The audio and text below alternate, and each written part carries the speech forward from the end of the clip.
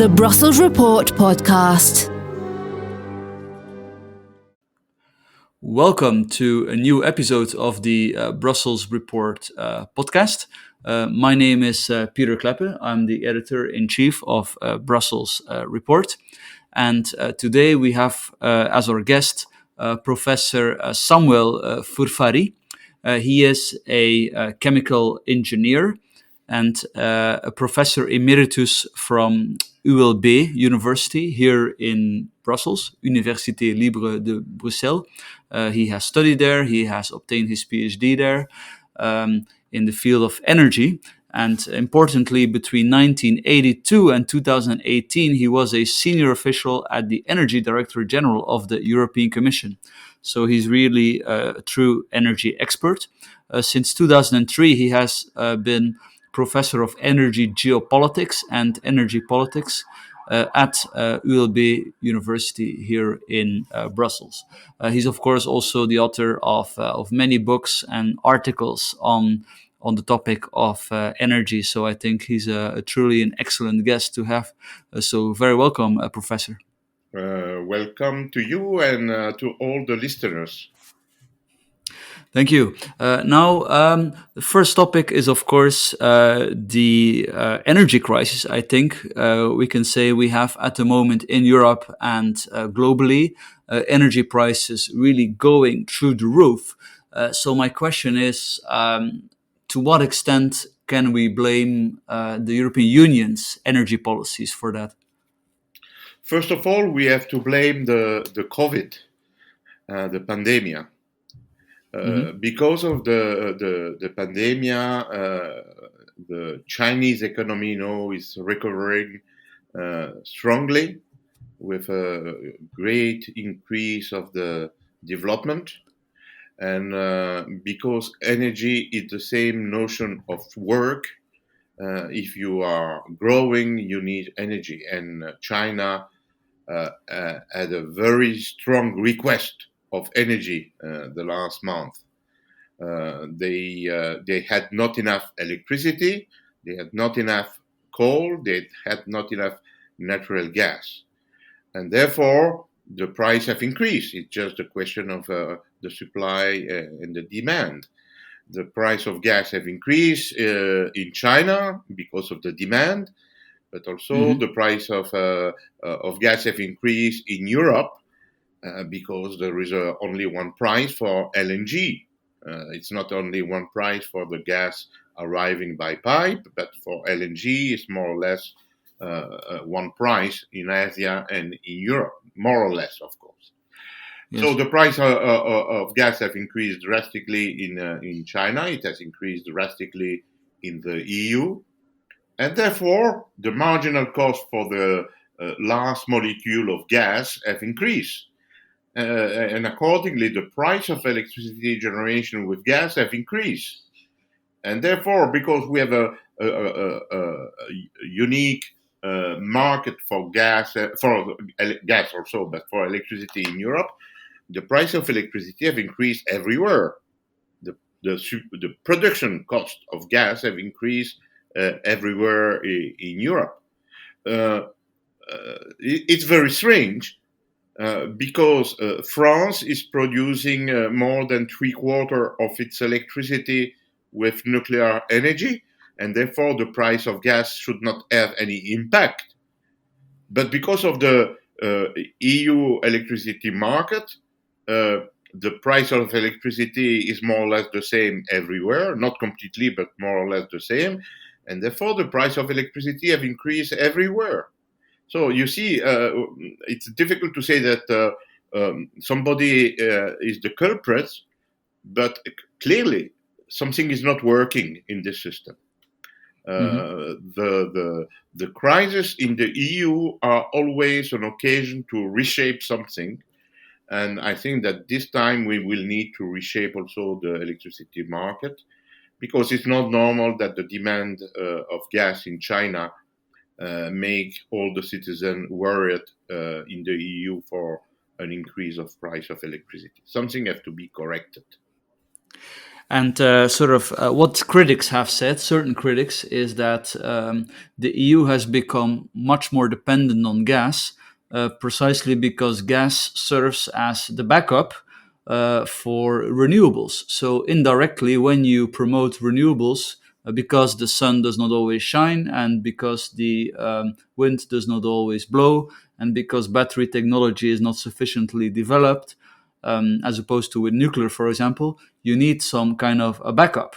And for that backup, governments have opted for gas, which is all fine until the point that as you say, one of the big gas consumers in the world, China, suddenly needs a lot more of it, which will then, of course, have an effect on the gas price on Europe. Is that the correct analysis, or would you object? It will be a correct analysis in a few years. Okay. Today, it's not exactly that, because we have not changed drastically the demand of gas in Europe those last years. It will be worse and worse in the future for the reason you have rightly explained. But today we cannot say that it's just because of that. The demand of gas have not changed, and the production of renewable have not changed drastically. It's only marginal, the demand of excess gas because of the supply of renewable energy. But it's why I'm not worried for today. I'm worried for tomorrow, because tomorrow it will be a disaster if we continue like that. So the good thing of this crisis is to make a revelation to the politicians who do not want to see what you mentioned. It's time to open the eyes, because promoting the most expensive renewable energy will be a disaster for the security of supply, but also for the industry, because they have to pay a lot their electricity. So yes, you're right, but it's mainly for the future that what you have said. Today, the problem is just something which happened because of the lack of supply of gas, and it will come back in normal as before the COVID, I would say. But we need to change completely the vision of the EU policy, because what you have rightly described will become a reality, and this is unsustainable. Today and tomorrow, there's the EU summit in Brussels, where one of the topics is the so-called taxonomy, which is let's say, a regulatory classification system, an EU regulation classifying economic activities as environmentally friendly or not. And the big debate is between nuclear and gas, so to speak, with France and a couple of 10 allies in the EU supporting the idea that nuclear should be classified as environmentally friendly, whereas Germany, on the other hand, is let's say more friendly towards gas. Now, I mean, let's maybe discuss nuclear energy. This has been vilified from the 80s, really. Of course, there's been the Chernobyl disaster, then there's been the Fukushima disaster. What would you tell the critics? I mean, we know that it's almost no CO2, but in terms of its environmental footprint, in terms of its safety, I mean, are the concerns about nuclear energy justified? No, they are not justified at all. Chernobyl was a catastrophe due to the Soviet system. We should keep repeating that. It's the Soviet failure, not the nuclear failure. I have no time to enter into the details, but clearly Chernobyl cannot happen in OECD countries. Fukushima, it's a tsunami, not a nuclear catastrophe. By the way, the explosion that we have seen in Fukushima was a hydrogen explosion, not a nuclear explosion. So when people like hydrogen, they should reflect to what happens with hydrogen in Fukushima. So Yes, we and the cannot. Commission likes hydrogen. We cannot take those two mistakes to blame nuclear energy. Nuclear energy is very safe in all OECD countries. There is no reason to worry about. After Fukushima, the Commission have made stress tests everywhere. To tell you how good it was, this stress test, Taiwan asked the Commission to go there and to make the same stress test on nuclear power plant in Taiwan. So and the stress tests have shown that there is no reason to worry for the existing power plant. But my point is it's another one.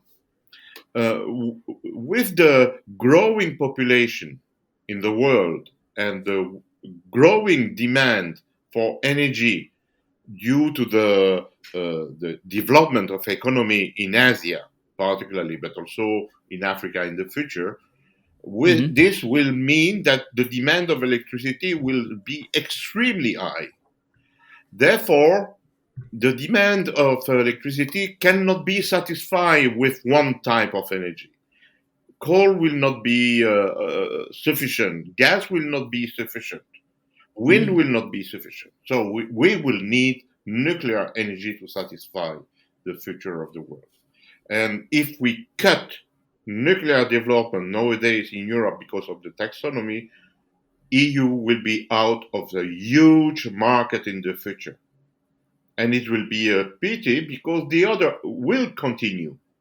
And China is continuing, Russia is continuing, USA is very active, Canada is active, Korea is active, Argentina is active.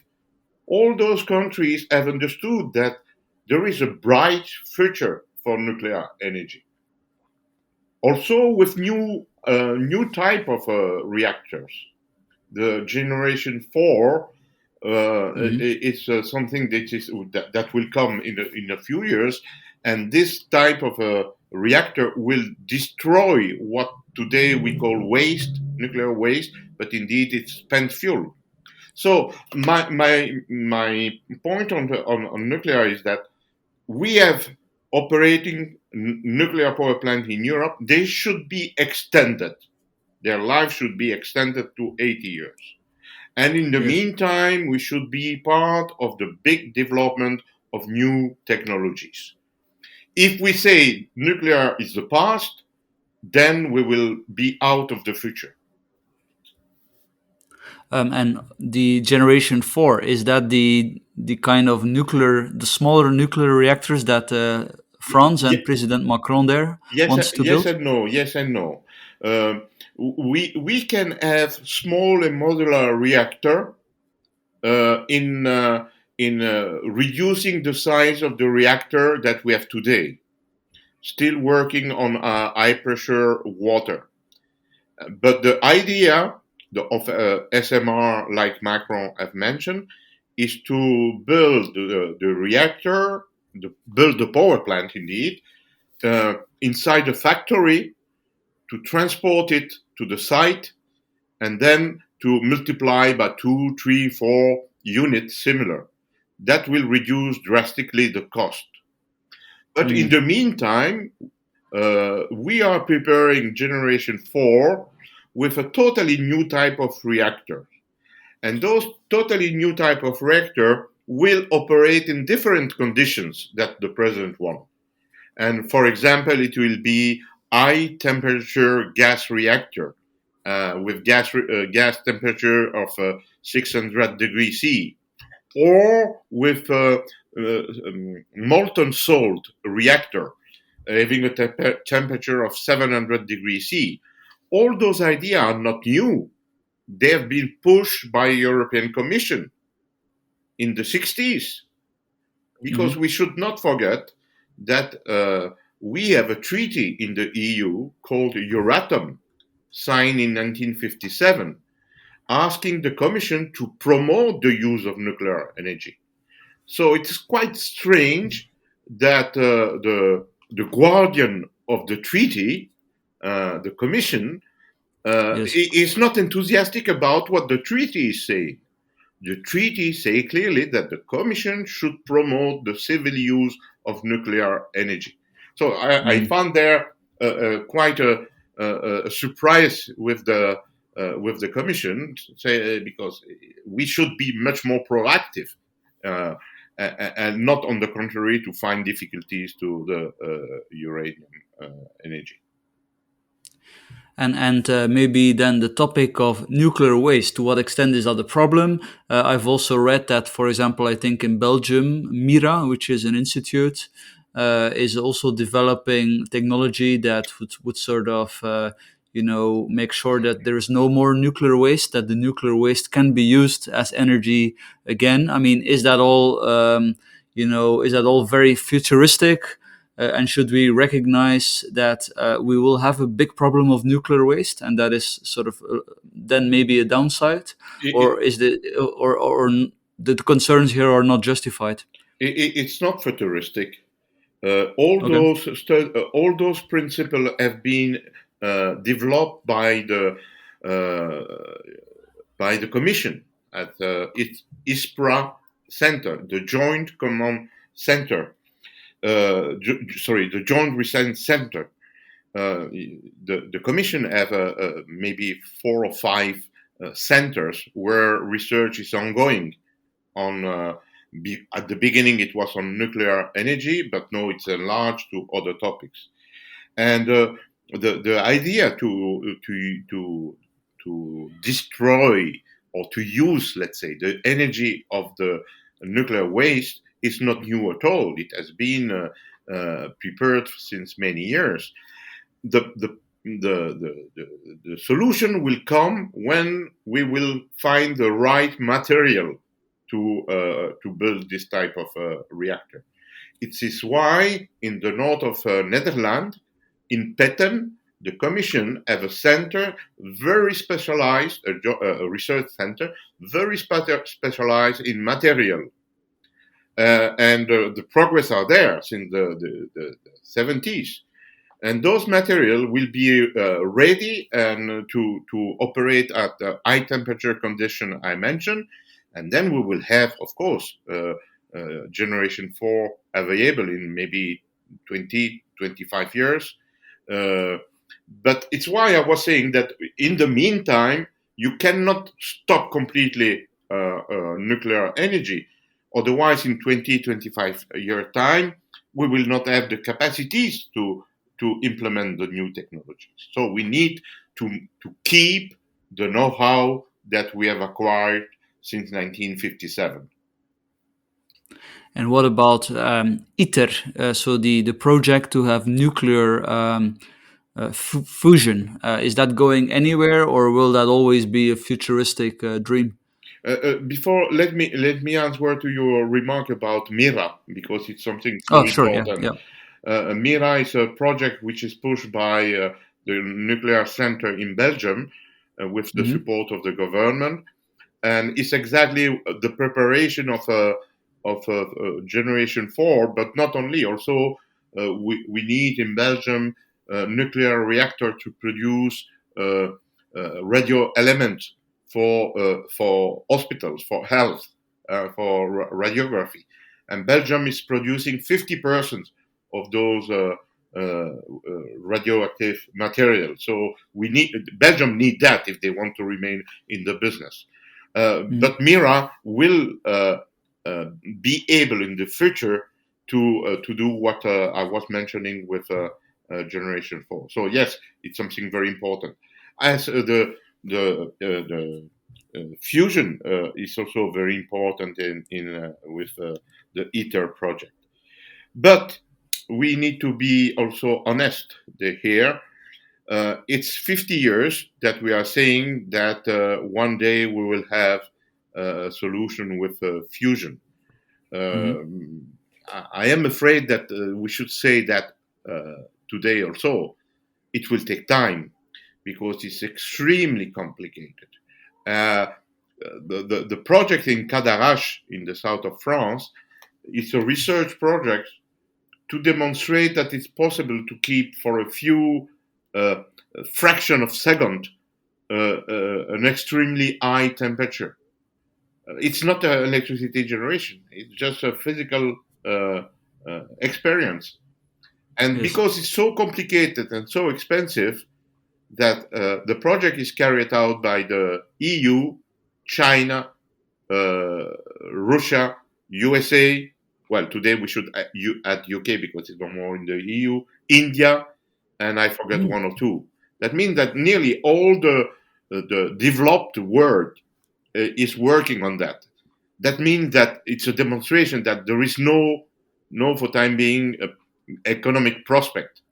It will be, it might be in the future, but when we talk about energy, we should keep that out of the framework.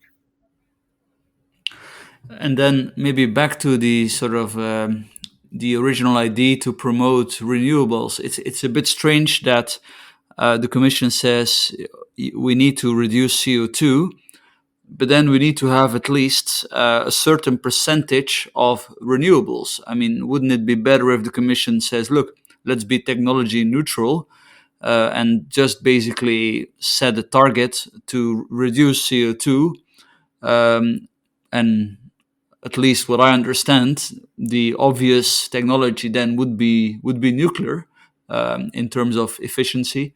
And perhaps in such a scenario, renewables would actually not be adopted to the extent that they have. Would you agree? This is exactly the problem we have today in the EU. They are not technology neutral. They pretend to be, but they are not at all.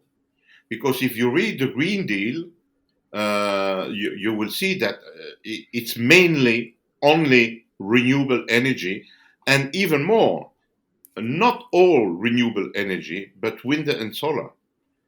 So the mantra in Brussels for the time being is just wind and solar.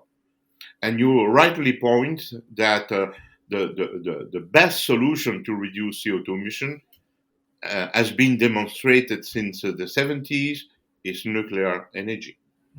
Because the reduction of CO2 emissions thanks to solar and wind is marginal, because you need to compensate the intermittency. When there is no wind and no sun, you need to use gas, as we mentioned earlier, or to use coal, maybe nuclear also for the countries that have that. But all this have an impact on the CO2 emission. And therefore, there is no, it's clear that the solution to reduce CO2 emission cannot be wind and solar. I would like to insist on one thing. People believe that we have discovered the Green Deal and the green vision and the energy transition because of climate change. This is a very huge mistake. Very huge mistake. We start to work on energy transition in 1973 with the oil shock, and even much more after the second oil shock of 1979. When I joined the EU in 1982, in the DG Energy, most of the people were working on technologies because there was no willingness of the member state to share the policies, and therefore practically all the work of the DG Energy at that time was to promote energy efficiency and renewable energy, and also synthetic fuels. My field was on synthetic fuel because of my PhD, and of course nuclear energy. And there were a lot of people working on nuclear energy.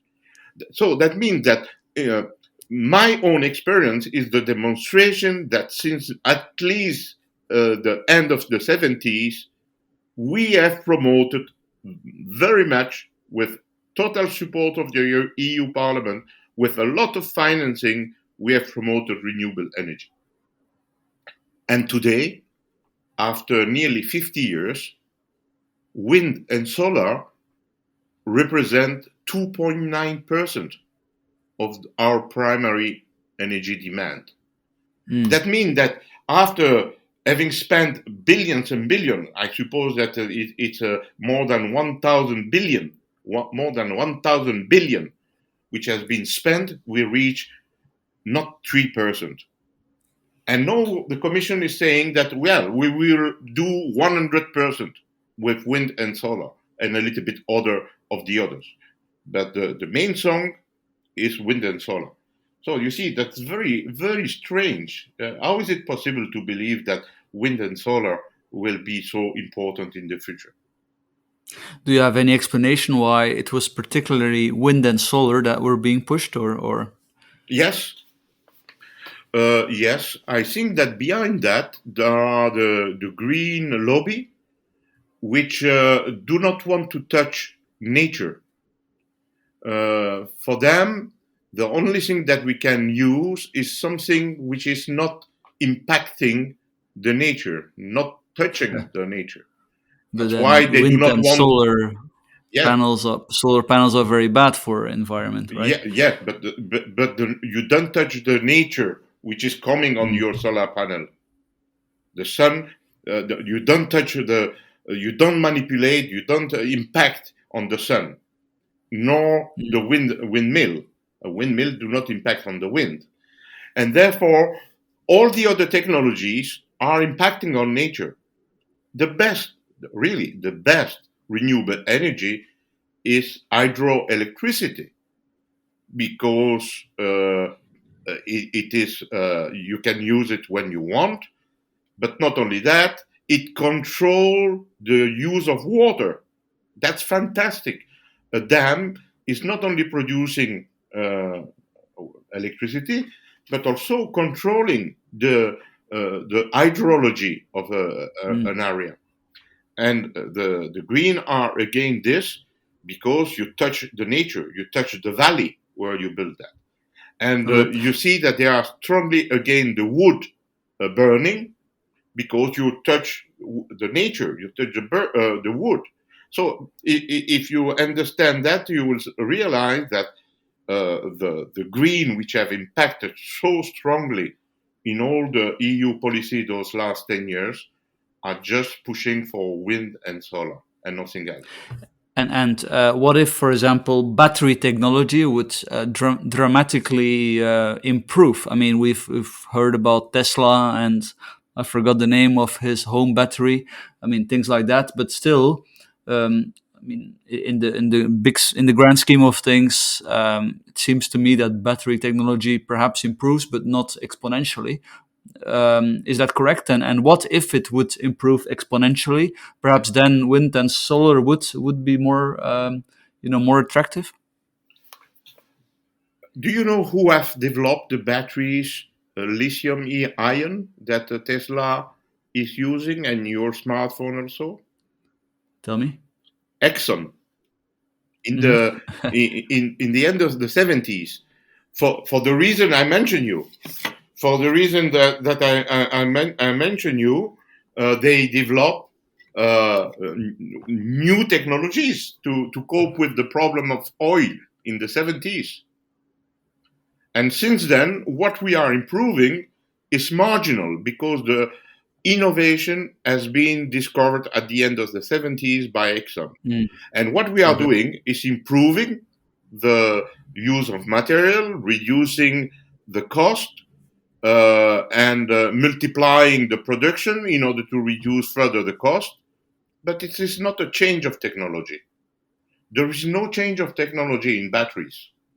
And I know that because I spoke a lot with the best scientist on batteries, Professor Donald Sadoway from the MIT. Okay. So the progress in batteries have yet to come. Maybe it will come, but yet to come. That means that saying that the electricity storage with batteries is not existing for time being. It's marginal. Then maybe slightly different, not entirely. Russia refused to, let's say, properly increase its gas transport to the EU. And some people, especially in the European Parliament, have now been calling for the Commission to initiate, a procedure. Also, the Polish government actually has been calling that. For abuse of dominant market position by Gazprom. So I would think good luck with that. But what are your thoughts about this? Is Gazprom clearly violating the fair competition rules, or is that a bit of a weak case to make? I don't think that this is flying at all. No, it's not the case. First of all, Russia is exporting gas toward the EU since 40 years.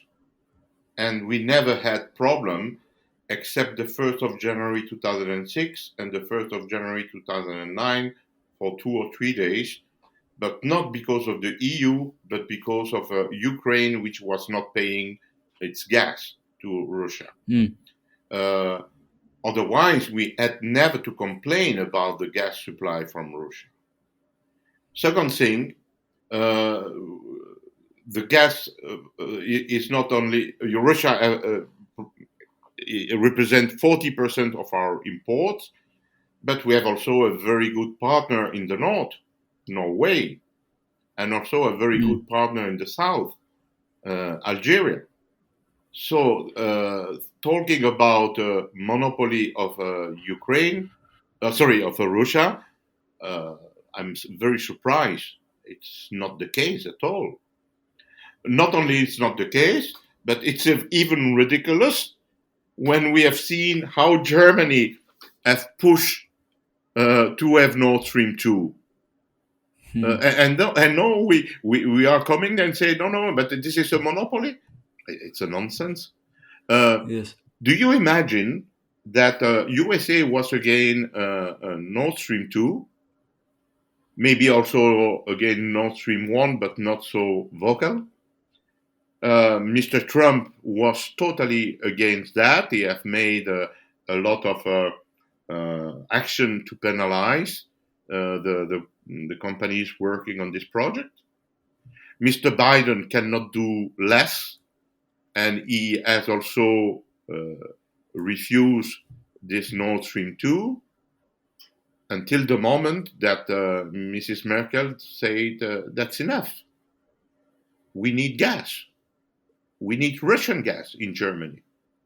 If we want to close nuclear power plant, it will not be replaced by windmill and solar panel.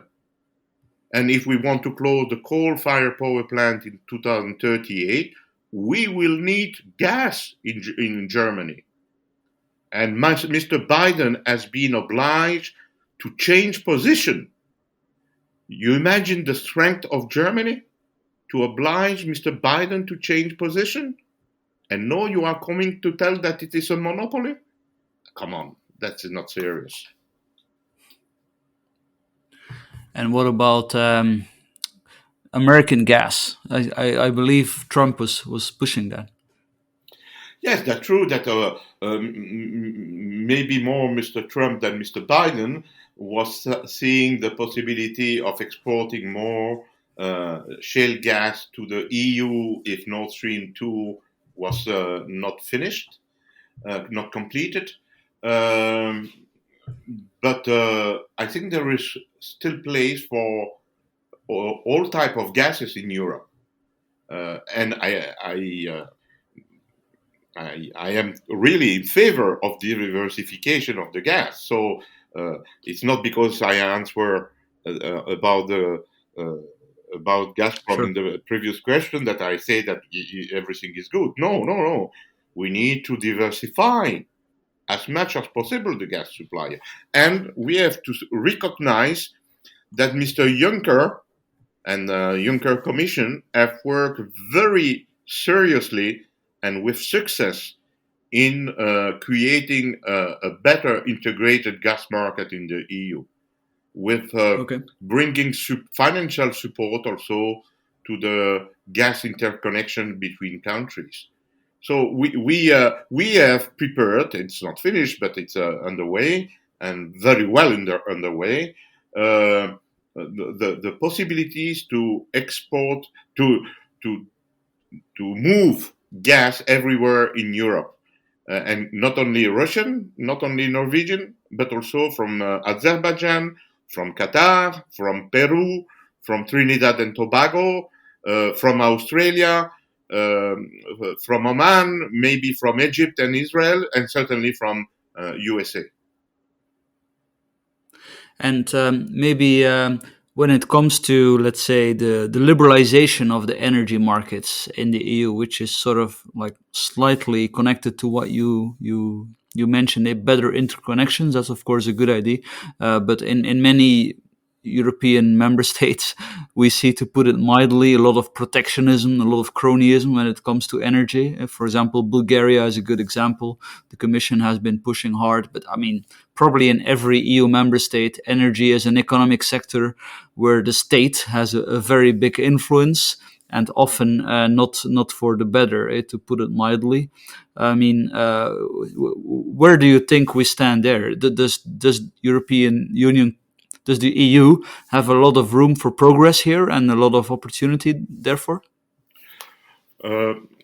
What you say demonstrated that energy is crucial.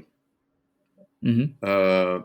I even say that there will be no real energy common policy if before we do not have a military union.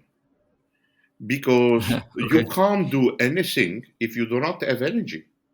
The last bit of sovereignty that member states will abandon is energy. It's impossible for a sovereign state to delegate that to Brussels, except if we make a real union with one president and no more national government. That means that we are far from that. So you should not be surprised that each country is playing its own game on energy. Take the example of Germany. Nord Stream 1 has been discovered in the European Commission by the press. It has not been Mr. Schröder, which have initiated the project, or Mrs. Merkel, which have irritated the project, that came to Brussels to ask the permission to do that. They want the Russian gas, they decide to have Russian gas. Full stop. And so Bulgaria is dimension is always the same mood for different reason. Okay, each country has its own reason, but we should just understand that energy is so important that government want to control it. And because energy is so important, what is occurring today, demonstrating that the intermittent and variable wind and solar are a disaster, you will see that we will reshape completely the vision of the future of the Green Deal. This, what we are going underway today, it will trigger a change of position on energy policy in the government and therefore in Brussels. And what would you suggest? Like, if you would be able to decide on your own on the European Green Deal, would you scrap it altogether, or would you keep parts of it, or would you replace it with something else? We should do what you said at the beginning, to be technology neutral. Okay. That's the only solution. To be neutral. It's not up to the Commission to say what you should produce. The mistake is there. So we should... Would you have emission reduction targets? But why should we have emission reduction target when the world is increasing its emissions? Okay. Yeah. China, India. The CO2 emissions have increased by 58%, 58%, and since the moment we signed the Convention of Climate Change in Rio de Janeiro. next year it will be 40 years, 30 years, 30 years. So in 29 years, we have increased by 58%. Why do you want to set target in the EU? Yes, we can set target, but it doesn't change anything. You come back to your first question. For time being, the demand of coal is so huge in China, the CO2 emission will explode.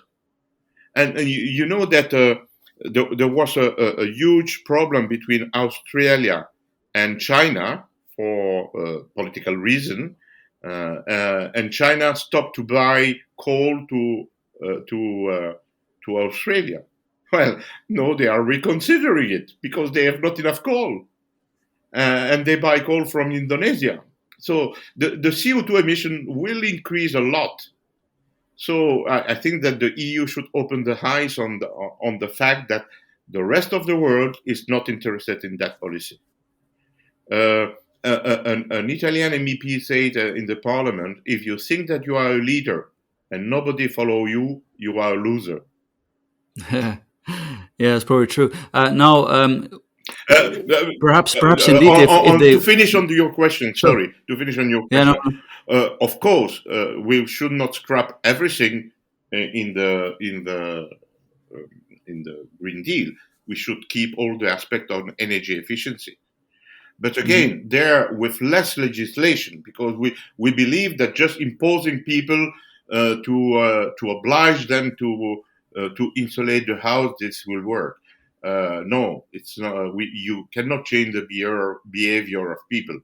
It's through science and technology that we can improve the energy intensity. Yes. Often, when you're talking about nuclear energy, you hear the argument that investors are not interested in it when they try to build nuclear plants, like in the UK and Finland, other places. It's always very difficult. But then you also hear that the current regulatory framework, and I'm not sure if that is at the European Union level or the international level, that the current regulations for nuclear are disproportionately tough. And perhaps too tough, according to proponents of nuclear. I mean, what's your idea on this, and which rules should we change to make nuclear energy investments more feasible? What you said is true.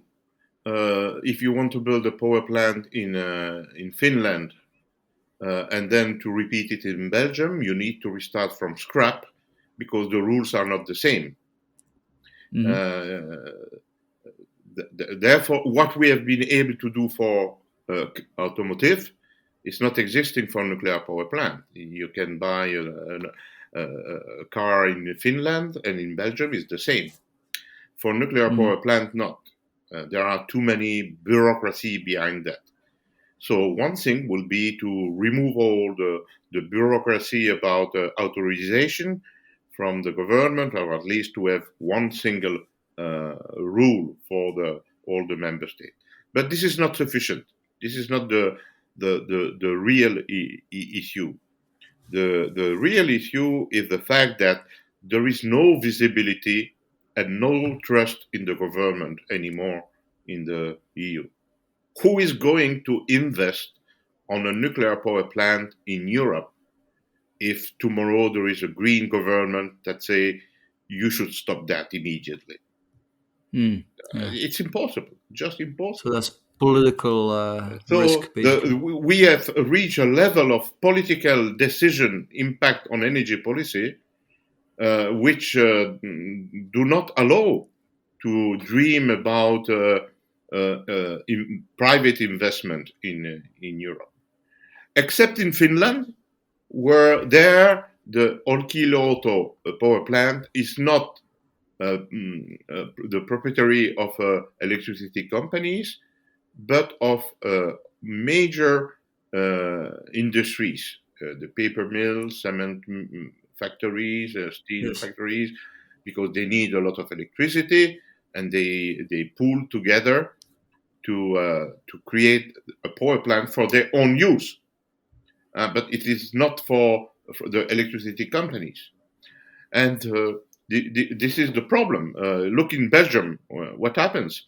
The company NG at the end say, well, I have no more time to waste with your politicians, and I remove Yes, I stop the development in Belgium. Because you change exactly. your mind every month, and you say that you want. Openly in public, you say that you want to stop, but then when we are in private, you tell that no, we will continue because we need nuclear energy, but you don't dare to say that in public. So why should I trust you? Yes. So the backstory here for the listeners is in Belgium, which takes 40% of its electricity, if I'm not mistaken, from nuclear. The current government, is planning to shut down all nuclear production, Yes, despite all the nuclear expertise that yes, we have in this country. So it's indeed quite concerning. And for the reason you mentioned, NG, the owner of the nuclear plants in Belgium, may have already taken the decision to to stop. not Yeah, continue with it, yeah. no matter what the politicians in Belgium decide. So maybe going on that, let's say Belgium recovers its sanity, like France.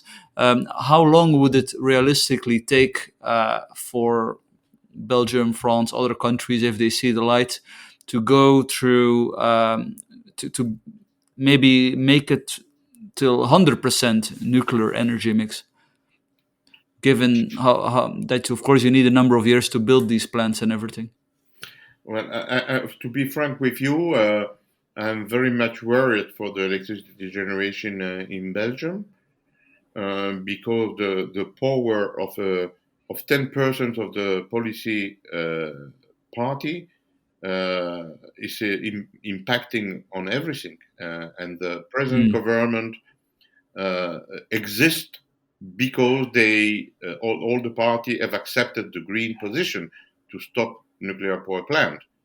uh, I don't see the possibility to reverse that in Belgium. There is too much power for the Green Party. And so for me, nuclear energy is finished in Belgium. This is a disaster because it was a country very well advanced in nuclear energy. And Mhm. with Mira, that we mentioned early, Yes. was a very good example of the huge know-how that there is in this country. So I don't know what will happen. I'm not a politician. And what to get back to my question, my last question. So what if Belgium sees the light, or take France? How long does it take? 5 years, 10 years to sort of have these new nuclear reactors, this new generation nuclear reactors that are smaller and everything? How long does it take, you think, like in terms of But years? in USA, they foresee the first small modular reactor for 2026. It was 25, no, it's 26. But there, it's a demo few years. So we should not be wait anything new on SMR in Europe before, let's say, 15 years. It takes time, 15, 15. yes, Wow. 15. Yes. Clearly. Yes, yes. One It five. takes Yeah. time. All this takes time, Yeah. Don't forget that we are talking. Well, that's a healthy Don't dose of. forget that we are talking about windmills since nearly 50 years. Mhm. Yes. Well, um, I think we can conclude here with a healthy dose of realism that hopefully will reach policymakers, at least to a modest extent. With Brussels report, I'll definitely try to make a small contribution to highlight these very important topics. Professor, thank you very much. And I look forward to many contributions of you Thank for you Brussels report. to you. Thank you for the invitation, and good luck to your media. Bye. Thank you very much. Thank you.